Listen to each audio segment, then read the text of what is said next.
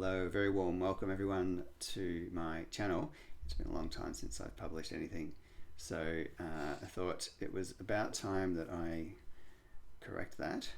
I have a lot of reluctance around making videos on this topic because of their significance to me, and so I'm often caught up in a kind of subtle paralysis around perfectionism and around not just perfectionism, but a real desire to do something meaningful with my dream content.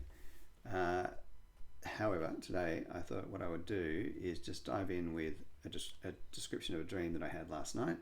This is one that I definitely want to actually put some work into spelling out in more detail in a written document and possibly then recited for the channel. But to get the ball rolling, I thought I'd just put something out there to see how it goes off the cuff. I did record this last night as it happened. So this was an unusual dream, a difficult one to articulate clearly. It went through lots of different phases. It was non-ordinary in some sense. It wasn't what I would call deeply non-ordinary in having the full fireworks of kind of effectively psychedelic experience. And I don't believe I was especially lucid during it, probably partially so, but certainly not I was not feeling fully present within my normal cognition. And I definitely didn't have control over the dream. That's for those who are new to the channel. Lucidity, and in particular control of dreams, is not something that concerns me greatly.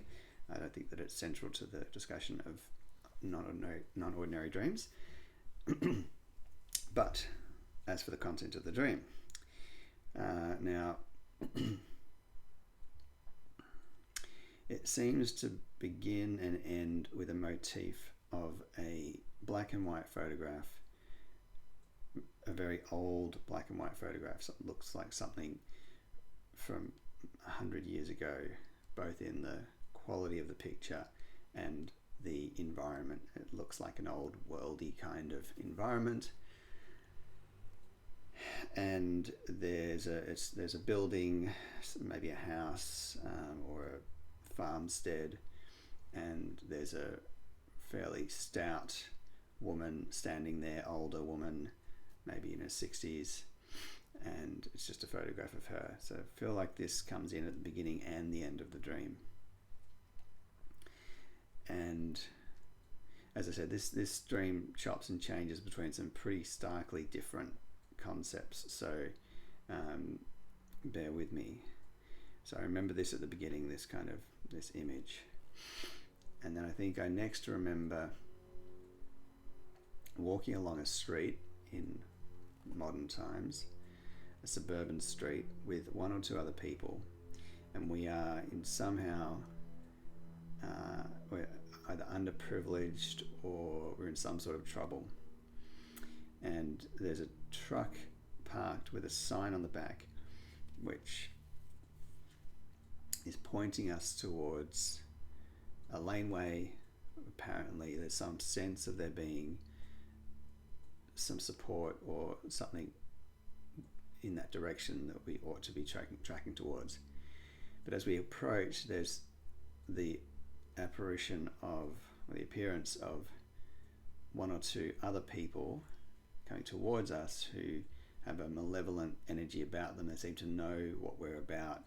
They seem to know our intentions around, or our belief around, following this path, and they're sniggering to themselves as if either they know that we're mistaken, or they've seen to it that the help that was available will no longer be, and they're taking pleasure in this fact. And I turn down this laneway. At this point I lose track of those other people around me, and it's just the focus is on me and what I'm perceiving in this laneway, and it's an extremely run-down, impoverished area, much more so than anything I'm familiar with in my daily life. Very decrepit kind of buildings, is that the right adjective? And as I go down here, I find a house and I go inside, and now there's a very interesting shift in what happens in the dream, because inside the house there's a very large lounge area which is more or less empty of furniture, and beyond that there's maybe a kitchen or a kitchenette or something like this. Bear with me while I sneeze. And I think I come through the space to the other side and look back into the lounge room. I'm now watching a person who is in effect me, but I'm the camera, as it were, is now outside watching this scene, watching myself. And I have gone from having been this very poorly dressed, dirty, unclean kind of person who'd been kind of wandering the streets, to now being dressed in a very high quality, fine kind of I'm not sure the right term for it, but effectively a dinner suit, I suppose. What you might imagine a ballroom dancer wearing. So a black suit, very neatly tailored, hair very, very slick and precise. And I am dancing, and I'm practicing dancing. And it's apparent that this is a skill that I've always had. And I'm using this space now to practice it, but it's at a very high level. It's not like I'm just edging into it. I'm watching this and observing to myself, wow, like what is happening here? We've gone from someone living on the streets to this highly expert dancer. And I'm just remembering now, actually, I think I made a note of this, and this will probably have to come through in my more detailed description later.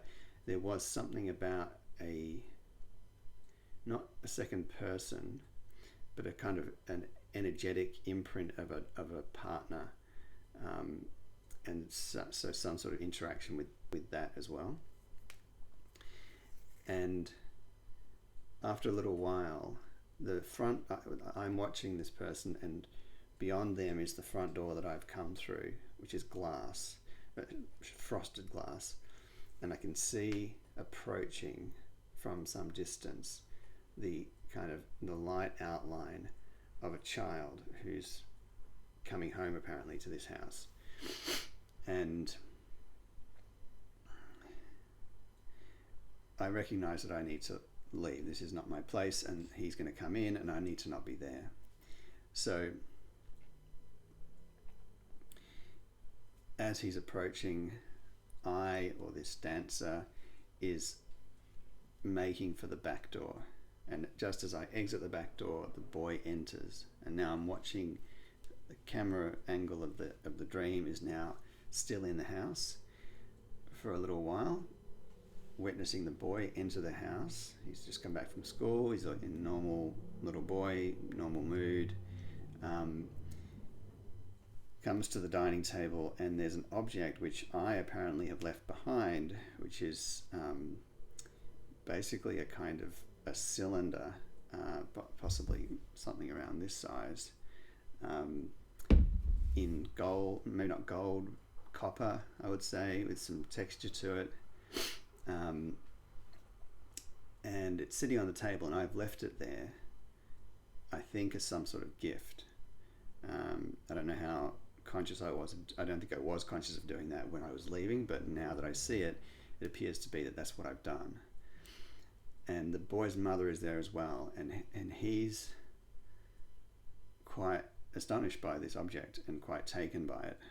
and there's a subtle interaction between him and his mother, some confusion around what it is, where it's come from, but a generally positive feeling about the situation. Meanwhile, I've exited the back. Now, I'm not sure if I'm forgetting a bit here. If I am, it'll be in my recording, hopefully. I think there's quite a lot about this dream actually that kind of got lost from recall. But I think what I'll do now is to jump to beyond the vagueness of this particular moment in the dream to the kind of the finale of the dream, let's say. And this is extremely unusual as well, and a very strange departure from what's gone so far. I'm now in the presence of a man and a woman, I believe, definitely a woman and at least one other person.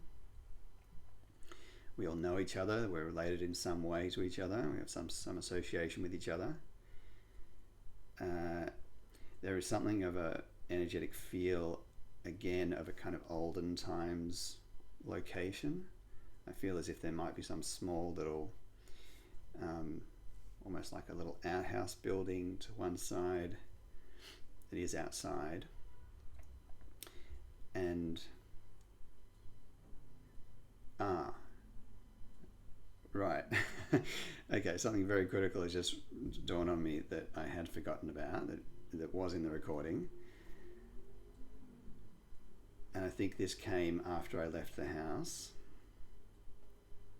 or while I was at the house, I'm not sure. And this again is extremely out of step with everything else, more so than anything actually. This is because we've gone from a fairly commonplace environments, be them old or new, to now this almost kind of cyberpunk kind of sci-fi vibe, where I realize this is I think while I'm in the house, I undertake a process of communicating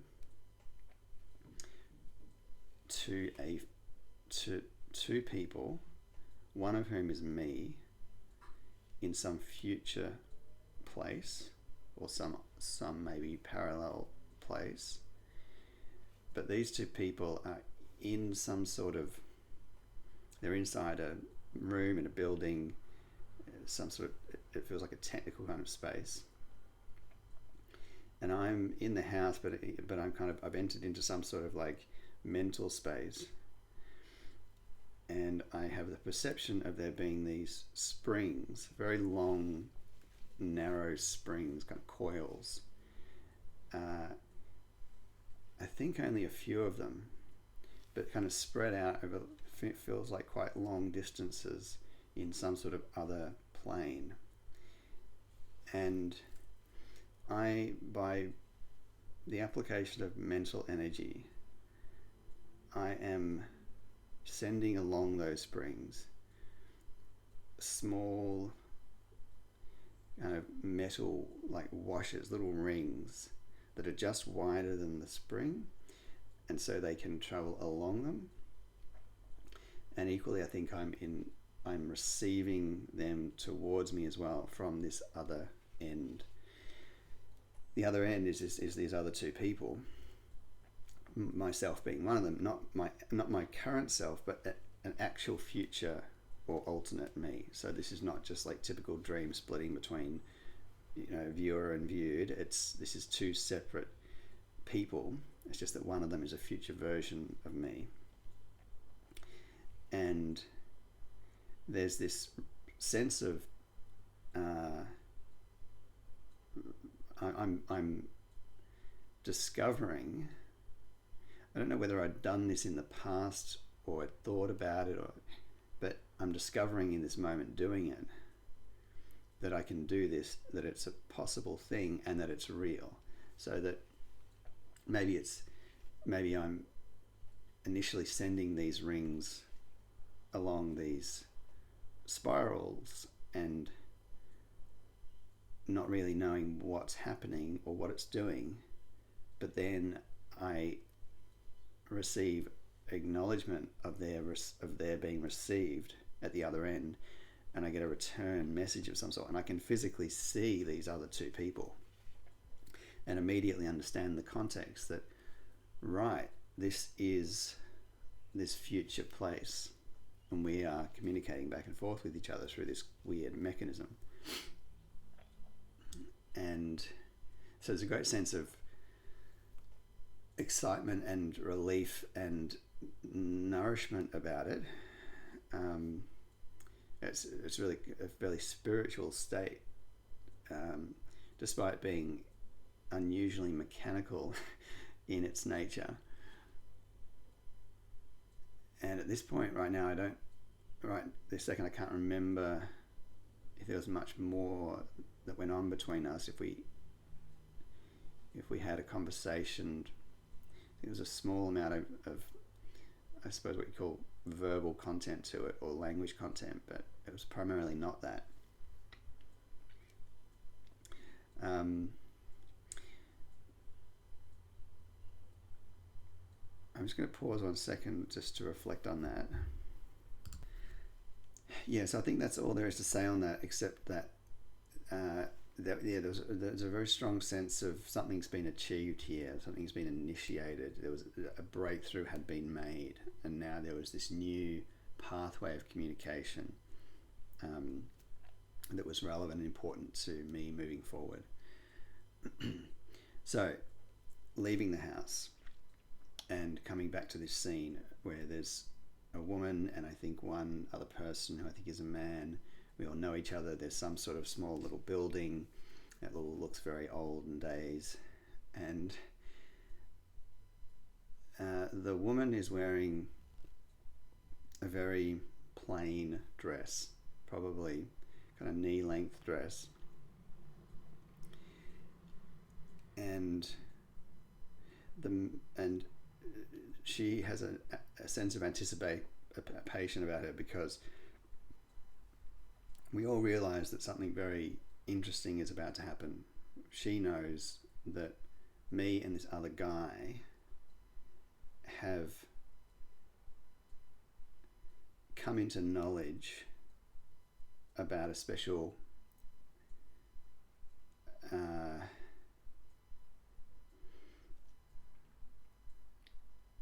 I don't know what the right word is, a technique or a process, and that we're about to induct her into this process. And it involves a very unusual idea of something probably somewhere between the size of a briefcase and a suitcase. The main idea being that it is a case which can open like a suitcase. And we have this, and we open it up, and inside, in each of the two halves, it's filled with a kind of congealed honey, and really congealed. So it's really like, it's kind of like I suppose a collagen or it's more than jelly, like it's stiffer than jelly, but it has that kind of viscosity about it, but it's certainly not runny at all, and it's staying in place, but it has a certain kind of jelliness about it, and it's made of honey, or it's associated with honey in some way. And we open it up, and the process is that we then approach the woman and we take the case and we close it around her body, and it's large enough that it kind of goes from basically the top of her head down to maybe the top of her legs, I'd say. So basically her entire upper body, including her head. And as it closes around her, there's this strong sense, and I'm kind of simultaneously within my own awareness, but also flicking into her awareness. So I'm inside her experience as well. And there's her emotional state is one of excitement and anticipation about what's happening. She doesn't feel scared, at least not. There might be some sort of like inherent anxiety about or uncertainty around it, but she has a strong sense that this is a positive thing that's happening. And as it closes around her, eventually my awareness is inside her head as this thing is enveloping her head, and she's becoming closed inside the case and smothered in this honey stuff. And with that comes a genuine sense of kind of breathlessness and contraction because of the fear of suffocation. And again, knowing that that's not what's going to happen, but it's just a natural physiological response. And this is fairly short-lived. I think we kind of close it, and that maybe is over a period of 10 seconds or 15 seconds, and then reopen it. And what emerges is her, but the dress that she's wearing is now this really profound, I'm not sure, I need a better color vocabulary, but it's a deep blue color, not velvety, I don't think, but it's this very rich blue, and embroidered across the front of it, possibly the back as well, but the front of it is now kind of, I think, embroidered with an array of multicolored, bright colored imagery, fairly abstract, I think, symbols or just patterns. And she's quite taken aback and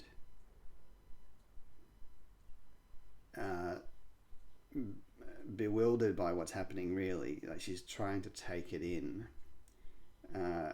She doesn't quite know what this means or how this has happened, and she's trying to process what is basically a kind of overwhelmingly positive spiritual sensation that she's received in having this transformation occur. And to close the dream out, and I'm slightly vague on the transition here, but it's a return to the photo. Either we're looking at the photo, or it's kind of appearing as an image in the space, or maybe the scene from the photo kind of appears in the environment where we are, like it becomes the environment. That is, it interests me quite a bit, the fact that it began and ended with reference to that photo. It's an unusual structure for me. I don't recall another dream where you get this kind of this thing repeating at the beginning and the end like that, as if to kind of bookend the whole thing. So there we go.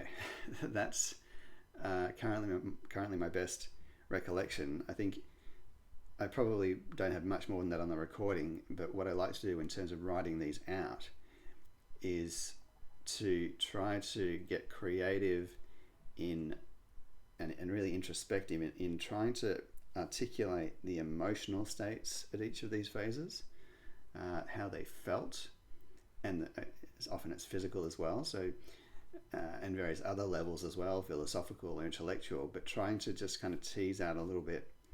And again, if you've seen the channel before, you might have heard me waffle a bit about I'm less concerned, and I'm almost not concerned by interpretation, in the sense of translating the contents of the dream into, via some linear or non-linear process, into facts about the world, or observations of the world, the waking world. So I'm not concerned with that kind of interpretation, but I am concerned with trying to simply articulate as closely as possible something of the profundity of the sensation as it happened in the dream. I think that's where most of the gold and the meat is in dreams, and the value in dreams. I might be completely wrong. I think I have some sort of intellectual barrier to the notion of interpretation in any kind of traditional sense of that word. But certainly I think, at least in the first processing of these dreams, or to me the value is in what are they telling me about, not about the world, but about themselves. Or what's the dream telling me about the dream realm, about, in effect, consciousness, and about some of the complex potentialities of consciousness and of my consciousness. And I feel that a lot of those things are far more important and profound than what we could say about their meanings in relation to the waking world. And indeed, that a lot of that power can be reduced if we're too quick to try to make that connection between the two. It feels to me as if the world is infinitely bigger than what we understand of the waking world, and so I kind of like to remain in that space as much as possible. Anyway, I am now waffling, as I'm prone to do, but I will leave you there for now. Hopefully I will write this up and return with a fuller description. Thank you so much for joining me. Appreciate the one or two views that this might get. If you do like my content and this kind of thing, then by all means do subscribe. I'm very slowly building the channel, and I'll be back with you hopefully soon with some more interesting material. In the meantime, in the description you'll see links to my website and so forth, with a bunch of other dream descriptions that are more actually kind of articulated. And until I see you next time, happy dreaming. I'll see you soon.